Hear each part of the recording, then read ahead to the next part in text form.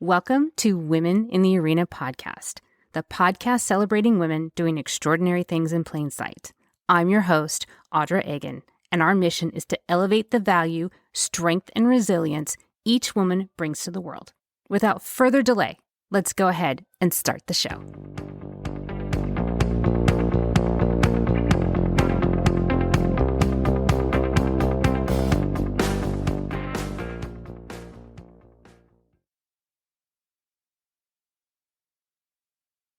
Welcome in, everyone, and you are joining me with an episode of Catching Up. And this episode is a quick, fast-paced show where I get the opportunity and the privilege to catch up with some of my previous guests. And this week, I'm talking with Sarah Bohdanova, and I got the pronunciation right. Woohoo! Trust me, the last name is hard. She is such an amazing, wonderful, remarkable woman that I get the opportunity to say that she and I have become wonderful friends. And she is the founder of the Femininity Project. She started as a professional dancer and she has performed all over the world. But now she is teaching women how to reconnect with themselves. She has been a speaker on multiple stages, including this one. She's also been featured in the magazine I Like Her Style. Everyone, help me welcome back Sarah Bohdanova. Sarah, thank you so much for coming back and welcome in. Thank you. I'm so excited to be here. I love your show. I love being on it. I love having you here. I love our chats when we get to visit because you always are doing something new and exciting. And I want to remind everybody and recap where you've been and where you're going. So first of all, you were one of my very, very first guests. As a matter of fact, and I don't know if I've ever told you this, you were the very first person that reached out to me unsolicited. Like everybody else, I was either calling or begging my friends to be on the show. You were the very first person that reached out to me that says, I really like your show. I really like your message and your purpose. I'd love to be on your show. So thanks for doing that. And thanks for being here. You know how I found you was through Megan from Modern Day Wife, and you had her on your show. And I just remember thinking, I thought you were so brilliant at asking questions and listening. And the conversation just flowed so naturally between the two of you. And that's rare on a podcast. I was really excited to find your show. Well, I thank you for saying that. It's designed in such a way that it literally is like me having a conversation as if you were in my living room. Yeah. Although in this case, you're in Canada and I'm in Queen Creek, Arizona. I would rather be where you are right now. I imagine it's a lot hotter. No, it is cold today. No, it is cold. Really? It's rainy. It's windy. Canada it's cold miserable. Or Arizona cold? Arizona cold. Big difference. Arizona cold. Yeah, I think so. It's like spring in Vancouver. Yeah. But I'm a wimp. Come on, guys. I'm a wimp. But you started this project, the Femininity Project, and one of the first things you started with was this class called How to Walk in Heels. Mm-hmm. So tell me how that started and what started to generate because of this amazing, brilliant class of how you walk in heels. Yeah, so the class started actually through my dance history. So when I was coaching women, often they would come in for dance lessons, and it was almost every woman would come to me afterwards and say, can you just teach me how to walk into a room confidently? And can you teach me how to walk in heels? And I think they would ask me because they would see that I would be competing in 3 to 3.5 inch heels. And it would be for 3 days, 12 hours a day. So I was very good at walking in heels without pain and being able to look good while I was doing it. I understood the body mechanics behind it and also what made a person's body look beautiful. So I just noticed these requests started coming in, and then I started doing in-person group classes, posted it on social media, and then I get people from mostly from the States, who would start sending me messages. Oh, if you ever do something online, can you let me know? I started doing online classes, and eventually it turned into a course. And that was how the course was built. I did not think this was something that I was going to do a course on, but I just realized after I was working with these women, so many of them felt like it was something that they should just automatically know how to do, because almost every woman is given a pair of heels with zero instruction or really bad instruction that's been passed down through generations, like beauty equals pain, which it doesn't have to equal pain. And they feel awkward in a tool that should make them feel beautiful. So once they start to understand, okay, I can wear these, they don't need to hurt, and I can actually look good and feel good, it was a tool to enhance their confidence. And that's what I fell in love with. So that's why I created the course. Is that where the Femininity Project was born, through that course? Or, I mean, which came first, the heels or the Femininity Project? I think the Femininity Project has been on my heart for decades. The heels was the first course that the Femininity Project offered, but I have loved working with women. I think since I was a kid, I was always invested, and I could always see the potential with women, and I just loved working with them. So it was the catalyst, but I think the desire's been there for a long, long time. Isn't it amazing that what is possible, what can happen Yes. with women that truly love being with other women, and investing in them, and being interested in watching them grow and flourish and stretch themselves beyond their imagination and beyond their own little safety zone that they've built from themselves. I've seen magic happen, and you've designed your entire business in creating magic. So, thank you. So you're a magician. So, so you started this. Femininity Project is how old now? A couple years old? 3 years old? 3 years. 3 years old. Yeah. So your little baby of the Femininity Project was born similar time to my little baby, my little podcast. Yeah. So what has happened in the last 3 years? So you were on with us in early 2021. I say us, that's me, myself, and I, with me. In early 2021, where the world was still weird. We were still trying to figure things out. And you were just launching these courses online to connect with women. Yes. So what's happened in the last 2 years since then, since that little spark that you were thought, well, let me give this a try? What happened? I have worked with a lot more women since we started. Yes. I'll bet. Yeah. And heard a lot more stories. And it has been very exciting to see the different types of women who are attracted to this idea of reconnecting with their femininity, and also seeing how out of touch women feel with society and what society expects women to do right now. So that is actually going into what I'm working on right now, which is dating training. Because this is one that sounds interesting. Yeah, it's something that every client that came to me to work one-on-one also wanted to work on this stuff. So this is usually what I respond to. What I see the themes of questions that women are coming up with will usually turn into a course or a training. And yeah, the dating one is a very interesting topic. You know, I hadn't thought of that, because I'm a married old lady. You know, I've been married You're not an old lady. No, I've been married a long time. Let's put it that way. I've been married almost 28 years. Wow. So I got married young. I was 24.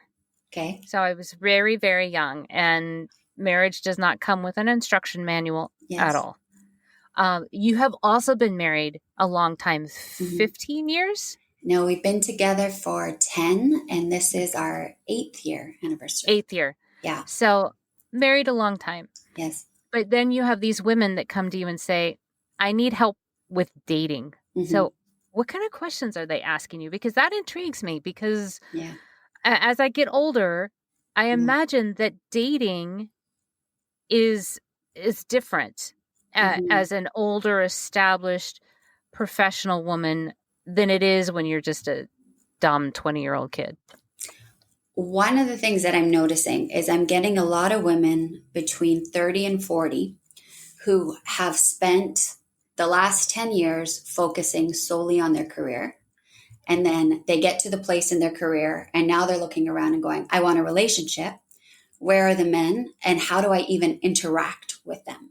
So they spent so much time removed from the situation that it's so foreign and they don't know how to approach it. And a lot of them are finding that they approach dating like they approach work, very task orientated.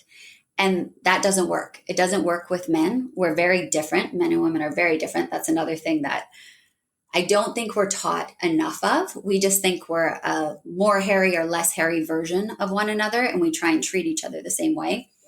So we're working a lot on polarity, understanding also the right things to focus on and the things that women are worrying about the wrong things constantly. And it is sabotaging their relationships. Well, women worry about a lot of things, Mm-hmm. but from what I'm hearing from what you say is we're worrying about the wrong things. Mm-hmm. What are those wrong things? So you can just remove those off the plate. So, I Yeah. mean, there's other things that are more important to worry about. What are the things that aren't necessary to even think about? Games is a big one. So we can get into games. And another one is other people's opinions. So women have so much noise coming at them that they're fixating on everyone's opinion, but everyone's opinion is contradictory. So if you think, for example, you are interested in a guy who is a provider, maybe that's something that you are attracted to, but you're told when you go on a date that you should pay. So he doesn't have control over you.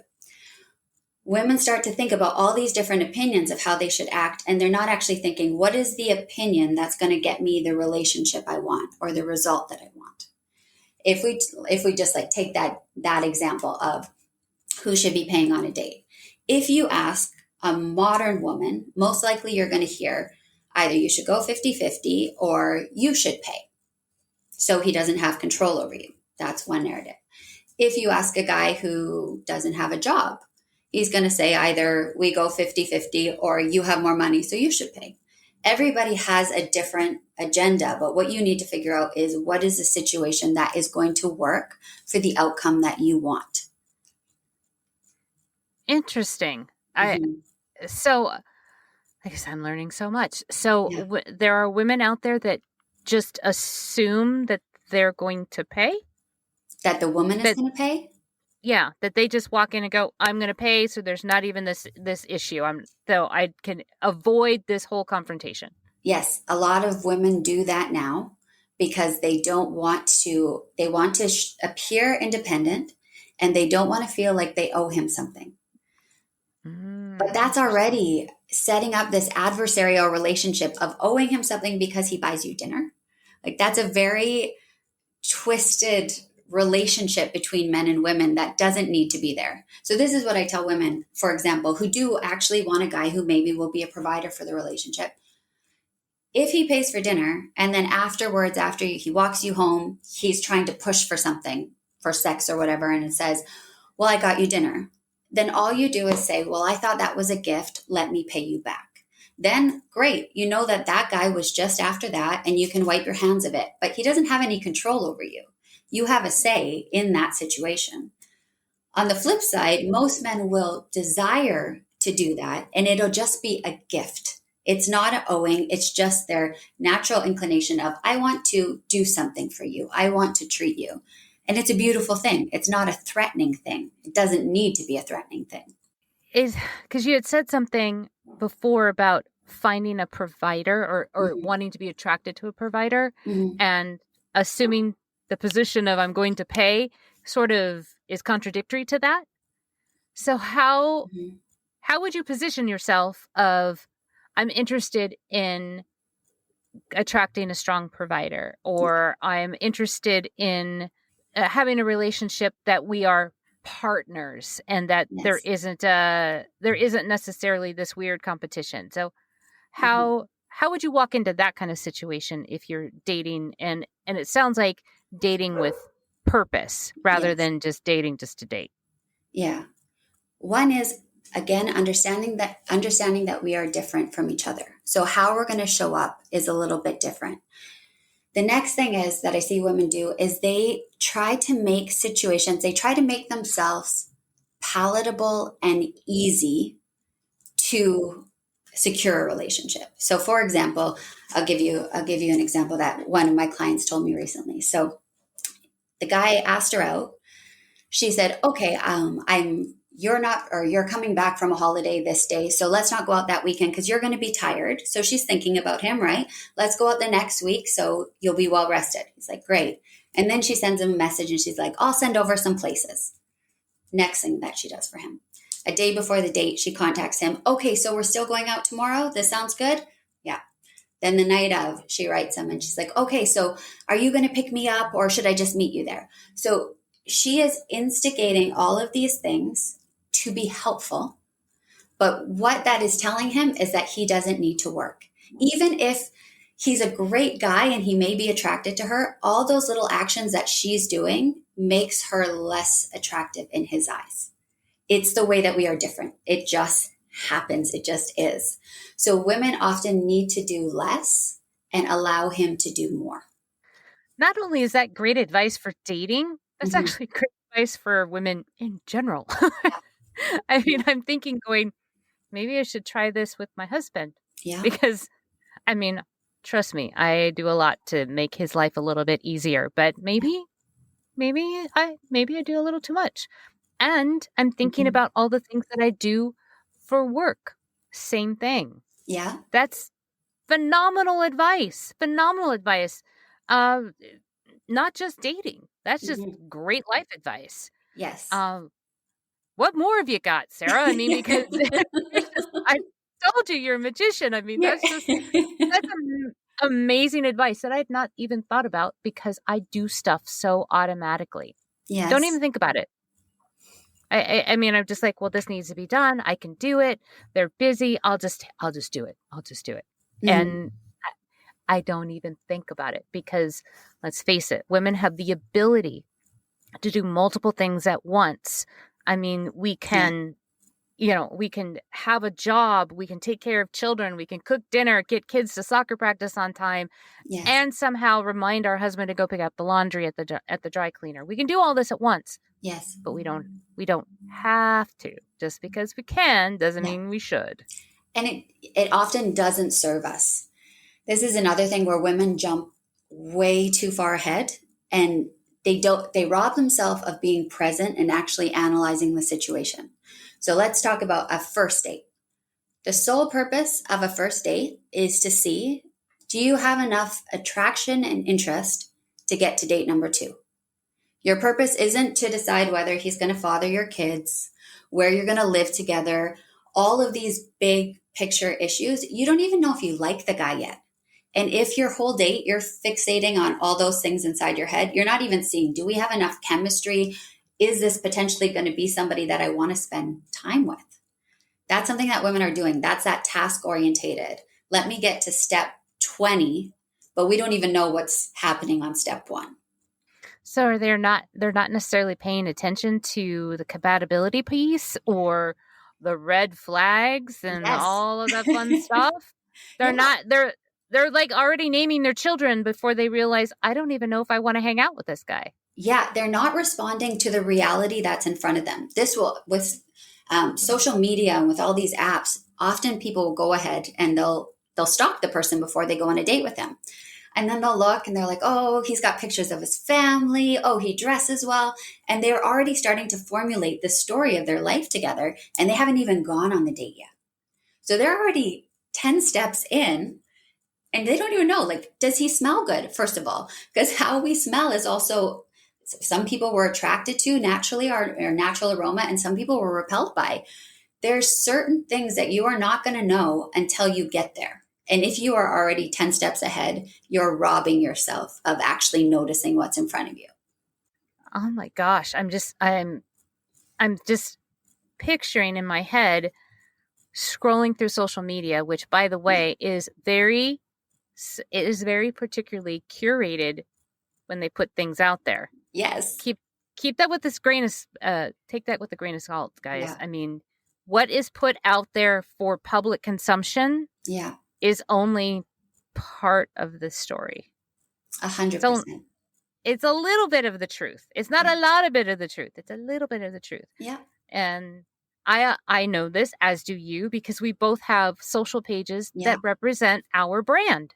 Mm-hmm. And we put things out there that are on brand. We don't put Yes. everything out there because it's not consumable for everybody to know. Yeah. And you're saying that in the dating world, that's happening too. Mm-hmm. It would actually be a great thing if people did not look ahead of time. If they just went on the date and they enjoyed it and didn't tempt themselves with all the different potential stories they could concoct. So just be there. So you're there. saying just be present. Yes. So And another thing that I would advocate is don't do a dinner date first. There's all this advice going around where women are saying, like, if he doesn't give you a dinner date on the first date, he's cheap and blah, blah, blah, blah. If you don't like the guy, dating is going to be exhausting if you commit to 3-hour dinner dates constantly, and that's all you do. So I would suggest a 15 to 30-minute coffee date or a little walk and see if you have enough chemistry to then have a dinner date. Because you're dating with purpose. Yes. The purpose is to have a relationship. This is not for a casual thing. I mean, you don't need Sarah's help if you want to do a casual thing. Yeah. You don't need anybody's help if you want to do a casual thing. Yes. But if you're dating on purpose, have purpose with it, is what I'm hearing. Be just as particular with your relationship that you're attracting and curating as you have been with your career. Yeah. Is what I'm hearing. Just in a different way. Yeah. Get the to-do list, the task list out of your head when it comes to finding a future mate. Yes. So I just want to recap here for a second. So the first thing is, don't be overly helpful. Mm-hmm. Lean back. Make them do a little bit of the work. Mm-hmm. Second thing is, be present in the moment. Yeah. Enjoy the date for what it is, and just assess whether or not you like the person or not, because maybe you don't.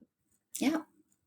And the third thing is, be open to the initial shorter dates, the coffee dates, the let's go for a walk date. Yes. Let's grab a cocktail drink, or a cocktail date, something short, sweet, allows you to go in, assess, and see if it's interesting enough to go on a second date. Yes. What if that second date, you're not ready for dinner? Then you can do another short date. That's fine. The main thing there with the dinner dates is don't put the pressure on it. You want to see if you have fun with each other. And sitting across from a stranger for 3 hours, it's not the best way to see if you're going to have fun with each other. Everybody's nervous. The best thing you could do is do an ice-breaking activity, or even when you're walking, you're side by side instead of looking at each other front on when you're still getting to know each other. Allow those moments to unfold naturally instead of forcing them. So do you have one more nugget for the audience as they're learning to date with purpose? Yes. Let's say that you go on a date with a guy and it's really good. Maybe you've gone on 2 dates, you had fun, but then he doesn't contact you for 2 weeks. This often happens. And then he'll send you a message and he'll say, hey, sorry, I've been super busy with work. How you doing? Now, what most women will start to do is they'll think about the behind the scenes thing. They'll start to wonder, is he really busy with work? Is this true? Is this not true? Is he just bored? Is that why he's texting me? So they go down the reasons. But the only thing you should actually be focusing on is your reality. And the reality is he hasn't contacted you for 2 weeks.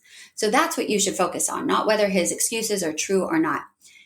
If I got that text message, I would just say, absolutely, have a good week. I wouldn't try to jump in and make the situation softer. It's his job then, if he is actually interested in you, to put in more effort to let you know that he really wants to be there and he's really going to work to get there. Too many times women will try and behind the scenes, like marionette the situation and solve it. Don't. Just respond to what's in front of you. That's all you need to do. So it sounds like point number 4 is a lot like point number 1, which is Yes. lean back. Yeah. Make him do some of the work. Yes. Stop storytelling. Stop storytelling. This has been very enlightening. Very, Good. very intriguing. If the audience wants to know more about this course or any of the other courses that you offer, where can they find you? So right now I am doing an Art of Dating Facebook group. So it's a private group. They can go in, jump in, ask questions. We're having great discussions there. And the next piece of information will come once you're in that group. Fantastic. Yeah. I'll send you the link. That'll be great. And I will post that in the show notes. I also would like everybody to encourage you to go check out her website, thefeminityproject.com. Sign up for her newsletter. I get her newsletter every week. It is fascinating. It is full of amazing information. She has a very unique perspective on things that every time I read through it, I go, I didn't think of that, Sarah. How are you so smart? Thank you. So everybody go check that out. Sign up for her newsletter. Reach out to her. She also has an Instagram page. And from experience, I know that if you reach out to her, she will absolutely respond to you. She is lovely. She is as lovely as she sounds. She is an incredible, incredible person. And she will not steer you wrong. So, Sarah, I'm going to step back for a second because I want to give you a moment to speak directly to the audience without me interrupting. First thing, the website's thefeminityprojectinc.com. I know there is another one out there. So I do want to connect with you. And I'm just really grateful to be here. Connecting to your femininity is one of the most powerful things you can do. It is not a weakness. It is actually your superpower. And every woman that I've worked with on this type of stuff, it's amazing how your soul just lights up when you start doing this type of work. So I encourage you, any way you can, connect to your femininity. You heard it, guys. Lean into it. It is your superpower. I have been learning how to lean into this, and I'll tell you, it's a little weird at first, but after a while and you have some practice, you'll enjoy it. So give it a shot. Bet on yourself. Like I said before, please reach out to Sarah. She is there as a resource. She's there to train you. And if nothing else, she is an amazing lady that you can meet a new friend. So thank you once again, Sarah, for being here. I can't wait to catch up with you again next time. Who knows what you might build by then. Thank you. Thank you. Thank you all for listening, and we'll catch up with you next time. This is just the beginning.